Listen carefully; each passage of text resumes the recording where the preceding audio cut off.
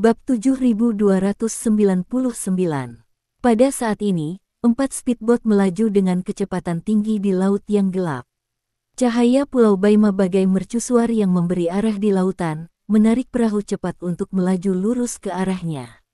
Pria-pria bertopeng hitam itu, bersenjata peluru tajam, sangat mirip dengan pria-pria berpakaian hitam yang membunuh keluargaan di New York. Mereka semua mengenakan seragam yang sama, memiliki peralatan yang sama, dan sangat terorganisasi serta disiplin. Kecuali pengemudi speedboat, semua orang berjongkok di kabin dengan kepala menunduk dalam posisi yang sama, satu tangan memegang erat pegangan tangan, tangan lainnya memegang erat senapan serbu, dan mata mereka tertuju ke depan. Sekitar 1 mil dari pintu masuk teluk berbentuk C di Pulau Baima, seorang pria berpakaian hitam berkata melalui interkom di salah satu speedboat, semua kapal memperlambat lajunya dan mematikan mesin. Keempat speedboat itu langsung menurunkan gas dan kecepatannya langsung turun.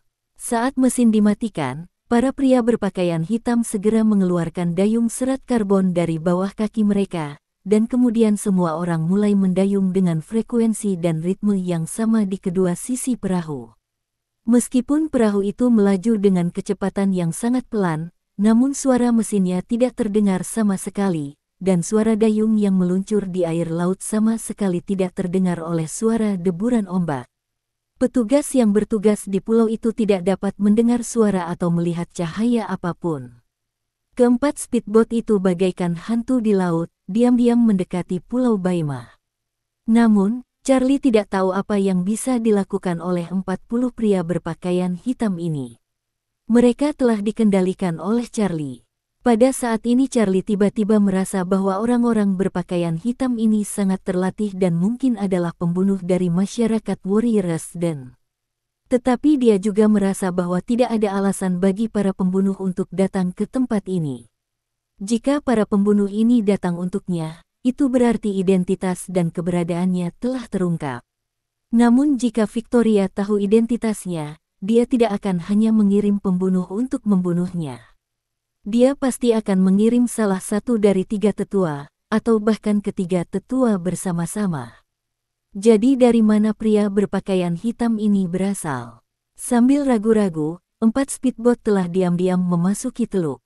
Pada siang hari, ada kapal-kapal dari Pulau Baima yang menghalangi pintu masuk dan keluar, namun setelah malam tiba, kapal-kapal yang datang untuk ikut bersenang-senang kembali silih berganti, begitu pula kapal-kapal dari Pulau Baima yang juga mundur ke dermaga.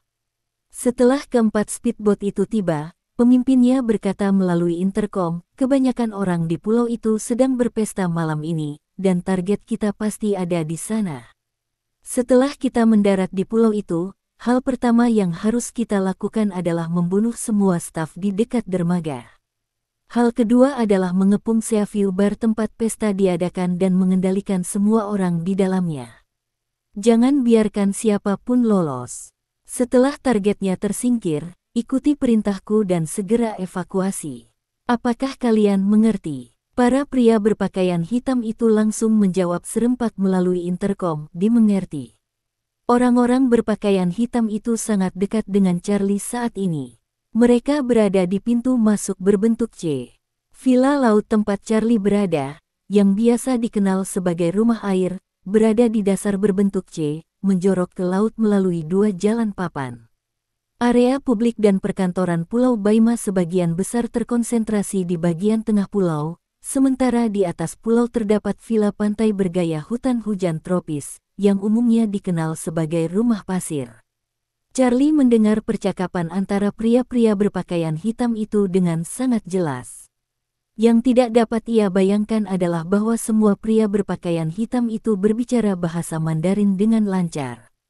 Saat ini, pemimpin pasukan berbaju hitam masih mengatur tugas.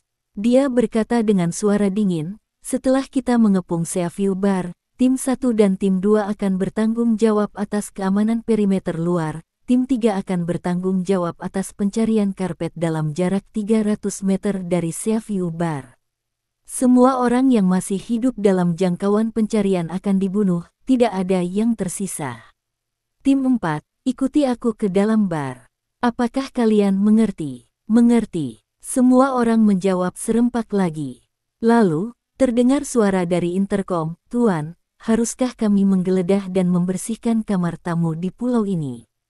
"Tidak perlu." Pemimpin pasukan berpakaian hitam itu berkata dengan dingin, "Kita akan melakukan sesuatu yang besar kali ini yang akan menggemparkan dunia, jadi kita tidak akan memutus aliran listrik atau menghancurkan komunikasi di pulau ini kali ini." Begitu aku memasuki bar, para turis atau staf di bar itu boleh meminta bantuan dari dunia luar melalui ponsel mereka. Pasukan Maladewa berjarak lebih dari 100 km dari sini.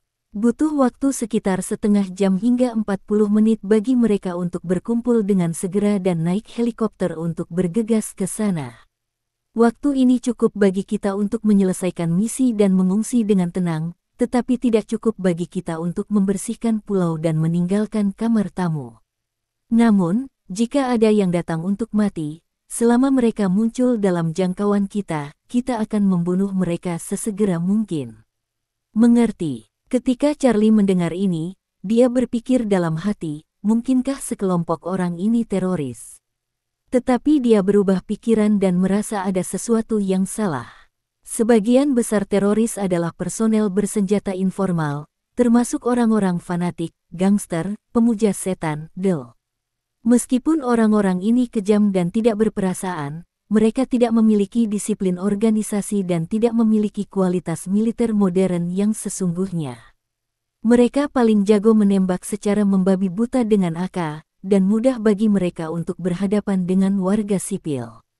Namun, jika efektivitas tempur mereka diukur dengan standar tentara, mereka bahkan tidak sebaik tentara biasa di negara-negara dunia ketiga. Orang-orang berpakaian hitam ini berbeda.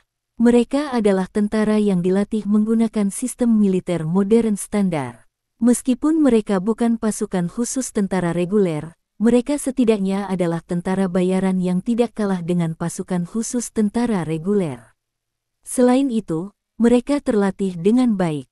Seekor burung phoenix emas tidak bisa terbang keluar dari kandang ayam. Tentara tingkat tinggi seperti itu tidak akan pernah bisa dilatih oleh organisasi teroris. Ketika Charlie mendengar orang-orang berpakaian hitam itu mengatakan mereka akan melewati area kamar tamu, dia merasa lega karena tampaknya tidak perlu ikut campur dalam kekacauan ini. Namun setelah memikirkannya dengan saksama, dia merasa harus mengabaikan masalah itu. Ayah mertua dan ibu mertuanya yang malang masih berada di pesta itu, dan tidak mungkin mereka bisa keluar untuk berlibur. Awalnya dia berencana untuk tidur di sana hanya selama 4 malam, tetapi akhirnya harus membiarkan mereka tinggal di sana dan tidur selamanya.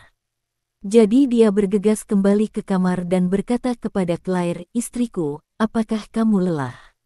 Apakah kamu ingin beristirahat dulu?" "Tidak lelah." Claire sedang menonton siaran langsung, melepas satu earphone, dan berkata kepada Charlie, "Kenapa kamu lelah?" Charlie tidak punya waktu untuk berpura-pura bodoh dengannya, jadi dia langsung berjalan ke arahnya dan berkata dengan lembut, "Istriku, kamu lelah, lebih baik tidur lebih awal." Setelah berkata demikian, dia menepuk bahu Claire, dan aliran energi spiritual mengalir ke tubuhnya melalui telapak tangannya.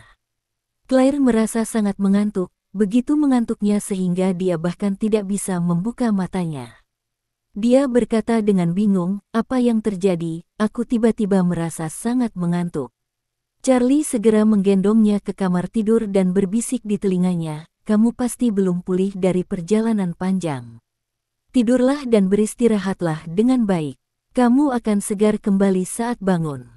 Setelah berkata demikian, dia membaringkan Claire di tempat tidur. Claire sangat mengantuk sehingga pikirannya sudah kacau. Dia berkata dengan linglung, "Aku benar-benar terlalu mengantuk. Aku akan tidur dulu. Kamu juga harus tidur lebih awal."